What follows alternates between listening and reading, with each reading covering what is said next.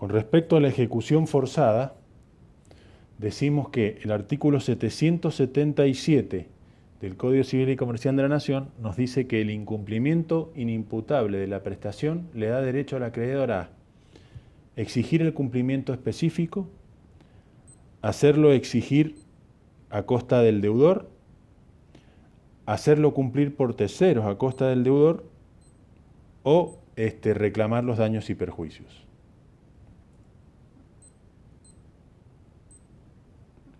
Obligaciones de no hacer. Las obligaciones de no hacer, el artículo 778 del Código Civil y Comercial dice que son aquellas en las que el deudor se compromete frente al acreedor a no hacer algo. Es una abstención por parte del deudor o a tolerar una actividad ajena. Obligaciones facultativas.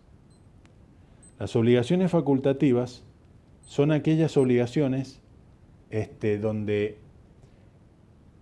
tienen una prestación principal y otra accesoria. El acreedor solo puede exigir la prestación principal, pero el deudor podrá liberarse cumpliendo con la prestación accesoria. Esta opción la puede ejercer hasta el momento del pago. Por ejemplo, que tenga la facultad de elegir entre pagar una suma de dinero o entregar una cosa.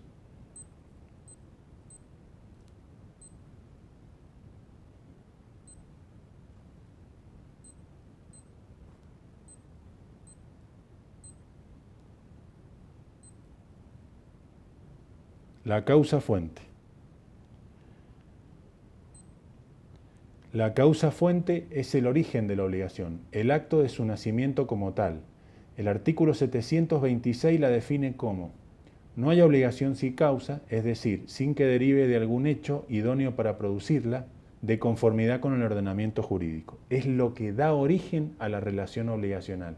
Por ejemplo, si en un contrato de compraventa el vendedor le tiene que entregar un auto al comprador, lo que da origen a esa obligación es ese contrato que asumen las partes donde uno le vende una cosa al otro. El principio de la buena fe. El artículo 729 del Código Civil y Comercial de la Nación nos dice que el acreedor y el deudor, o sea, las partes, deben obrar con cuidado, previsión y según las exigencias de la buena fe. Y el artículo 9 nos dice que los derechos deben ser ejercidos siempre de buena fe. Enriquecimiento sin causa. El artículo 332 del Código Civil y Comercial de la Nación nos dice: puede demandarse la nulidad o la modificación de los actos jurídicos cuando una de las partes, aprovechándose de la necesidad, debilidad psíquica o inexperiencia de la otra parte, obtuviera por medio de ellos una ventaja patrimonial evidentemente desproporcionada y sin justificación. Por ejemplo, una persona que es de una zona rural, que no está adaptada a la vida de la ciudad, viene a la ciudad a comprar un celular y no tiene la más mínima idea de los modelos o de los usos de los aparatos. El vendedor se aprovecha de esa situación y le vende un equipo que se lo vende 3 veces más caro que lo que el equipo vale. Ahí se estaría dando un enriquecimiento sin causa, una lesión subjetiva. Abuso del derecho. El artículo 10 del Código Civil y Comercial de la Nación nos dice: ¿qué es lo que es el abuso del derecho? El ejercicio regular de un derecho propio o el cumplimiento de una obligación legal no pueden constituir como ilícito ningún acto. La ley no ampara el ejercicio abusivo de los derechos. Se considerará tal aquel que contraríe los fines del ordenamiento jurídico o el que exceda los límites impuestos por la buena fe, la moral y las buenas costumbres. Por ejemplo, yo tengo el derecho de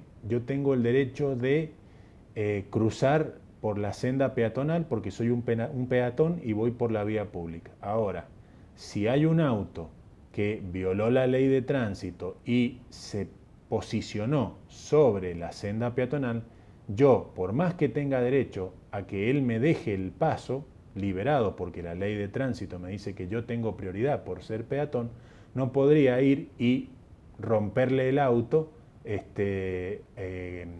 argumentando que mi derecho era el de transitar por esa senda peatonal, porque ahí estaría ejerciendo un abuso de mi derecho. Efecto de las obligaciones. Las obligaciones solo tienen efecto entre acreedor y deudor, o sea, entre las partes y los sucesores de estas partes. Por ejemplo, los herederos. Con relación al acreedor, el artículo 730 del Código Civil y Comercial de la Nación nos dice que la obligación le da derecho al acreedor a emplear aquellos medios legales a fin de que el deudor cumpla con lo que se ha obligado, a hacérselo procurar por otro a costa del deudor, o a obtener del deudor las indemnizaciones correspondientes.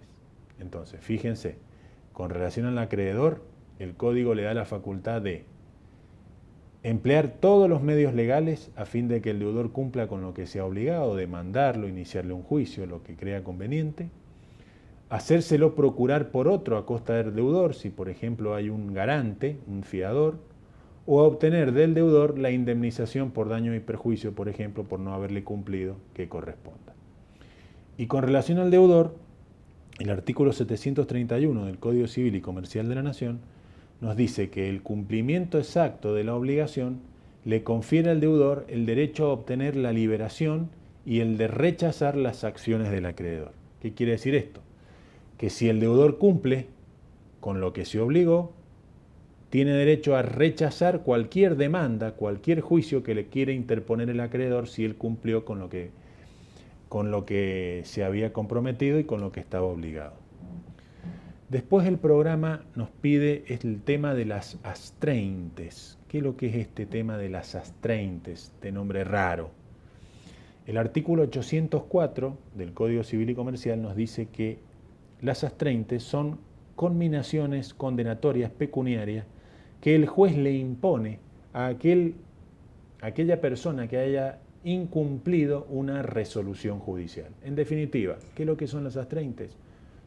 Es una multa, una especie de multa que le va a imponer un juez a aquella persona que no haya cumplido con una resolución, con una sentencia judicial que lo obliga a cumplir con determinada obligación. El cumplimiento tardío, mora. ¿Qué es lo que es la mora? Como concepto decimos que la mora es la falta del cumplimiento de la obligación en tiempo oportuno. Es no cumplir con la obligación al momento de su vencimiento. ¿Qué dice el artículo 886 del Código Civil y Comercial sobre la mora? Este artículo habla de una mora automática. La mora automática es cuando se produce por el solo transcurso del tiempo fijado para el cumplimiento de la obligación. Por ejemplo, el deudor tiene que pagar la suma de 100 pesos al banco y cuyo vencimiento máximo es el día 10 de enero. Si llega el día 10 de enero y no paga, entra en mora en forma automática, porque la obligación le fijó un plazo y está establecido en el contrato. Ahora, esta regla de la mora automática no rige cuando en aquellas obligaciones que no tengan un plazo expreso en el contrato, pero el plazo surja tácitamente. ¿Qué dice el código? Si el plazo no está expresamente determinado, pero resulta tácitamente de la naturaleza de la obligación, se constituirá en mora el deudor en las fechas en que los usos y la buena fe, esa obligación debía haberse cumplido. Por ejemplo, una persona le compra a un viñatero la cosecha de uva de la finca que él tiene, que se va a producir, yo se la estoy comprando ahora, la cosecha de la uva que se va a producir el año que viene. No fijamos un plazo en el cual me tenga que pagar, pero como los usos y la buena fe en ese tipo de obligaciones determina que la fecha de la cosecha de la uva es entre el mes de marzo y abril de cada año, se entiende que entre marzo y abril se ha vencido el plazo y en ese plazo me tiene que pagar. Eso es cuando surge tácitamente el plazo. Pero ¿qué pasa si la obligación no tiene un plazo fijado en forma expresa, porque no lo dice el contrato? Tampoco tácitamente se puede determinar, o sea que es una obligación de plazo incierto. ¿Qué tiene que hacer el acreedor para poderle exigir al deudor que le cumpla o constituirlo en mora? Tiene que pedirle al juez que el juez fije un plazo y si el deudor no cumple en ese plazo, a partir de ese momento quedará constituido en mora.